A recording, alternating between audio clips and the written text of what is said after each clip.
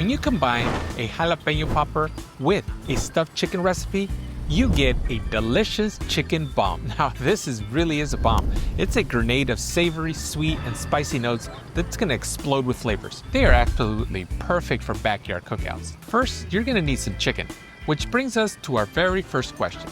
Chicken breast or chicken thighs? I'm gonna be using some chicken breast. I'm gonna start by cutting these in half, and then I'm gonna flatten them out. Now, most are going to suggest thighs because of its higher fat content and their ability to take higher temperatures without drying out. Now, this is why I prefer chicken thighs myself during normal cooking. But I went with chicken breast here because I figured chicken breast is going to be easier to work with. I do think there's a danger of chicken breast drying out on you, but I'm going to minimize this by marinating them.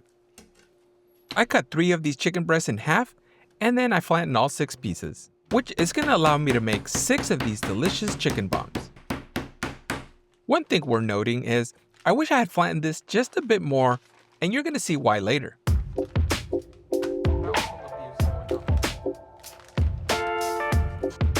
Let me put these flattened chicken pieces into a bag.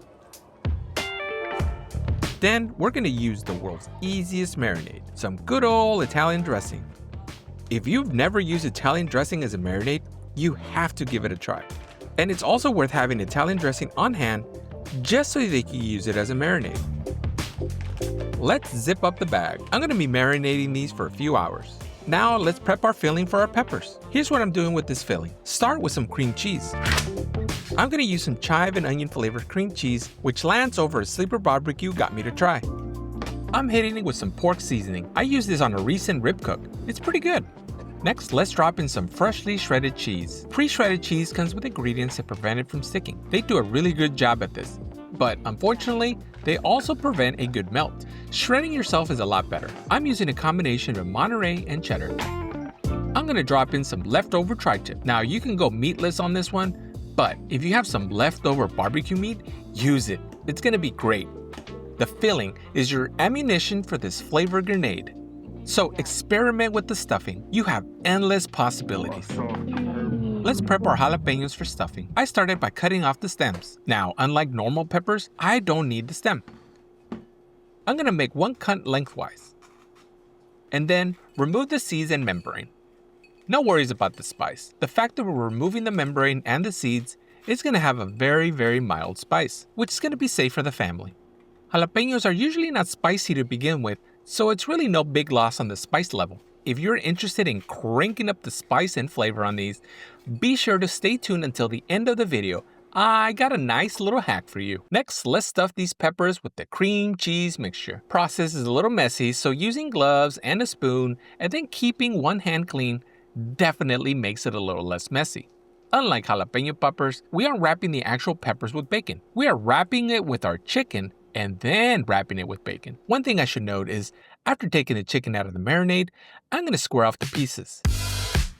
This is where I realized that I should have flattened them out a little bit more. I feel they would have been easier to wrap, but yes, this is my first time. I made a few mistakes, but that's what cooking is all about, making mistakes and learning from them. Once the chicken breasts are squared off, let's wrap. Let's start by adding in some seasoning on both sides. And then wrapping our pepper like so.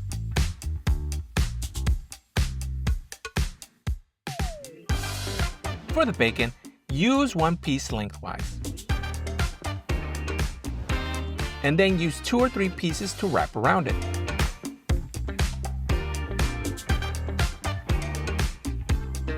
And then use as many toothpicks as you need to secure everything.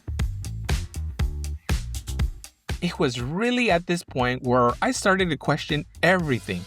I questioned whether I have enough bacon, enough toothpicks, and why didn't I just make jalapeno poppers and cook some chicken on the side? I was also forgetting to season these, but I just kept cranking away. I knew the end result was going to be totally worth it. But one thing's for sure, this recipe uses up a ton of bacon, and I ran out. So I headed to my local grocery store to get more bacon. Never heard or seen this brand before, but hopefully it works out. Whoever's making this for the first time, make sure to buy a lot of bacon because it uses more than you'd expect. I went through that package really quickly and I only got 2 of them or 3 of them wrapped up. So hopefully this works out and this is the last time I have to go buy more bacon. All right, I reloaded on my bacon supply, which allowed me to finish the rest of these off. I will say, taking this mini break to buy bacon did allow me to reset my mind a bit, because the process got easier. I was also less concerned about the bacon supply.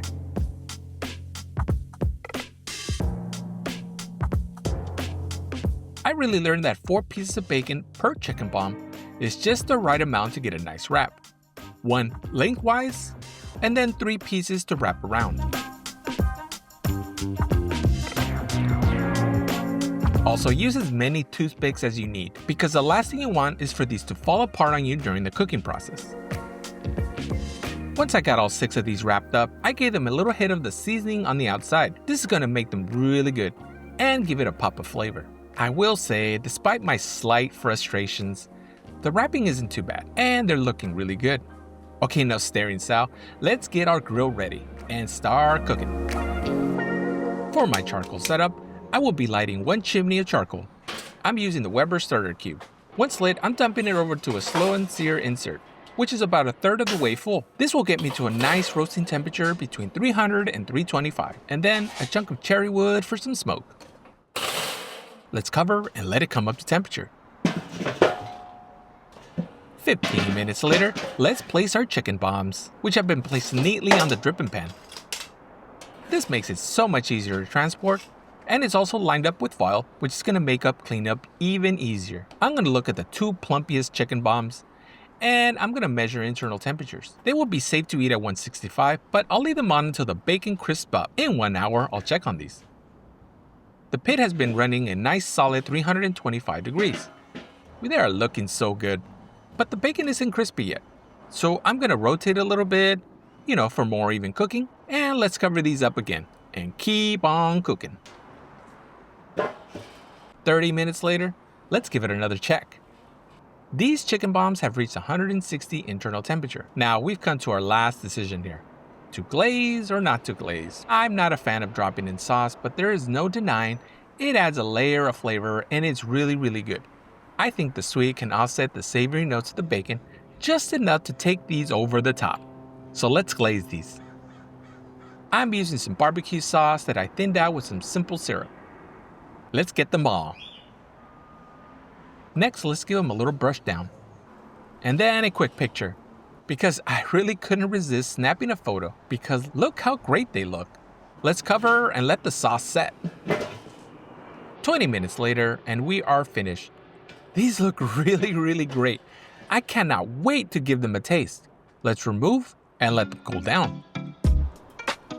Let's place them on our board and then give them a nice slice so you can see the center. Oh yeah, picture perfect. But how do they taste? Now, the best way to eat this is to slice off medallion-sized pieces. Try this out. Sweet, savory, and spicy. This is a flavor bomb for sure. But it could have used a little bit more heat. If you want to level up the spice level on these, add this to your stuffing next time you make these chicken bombs.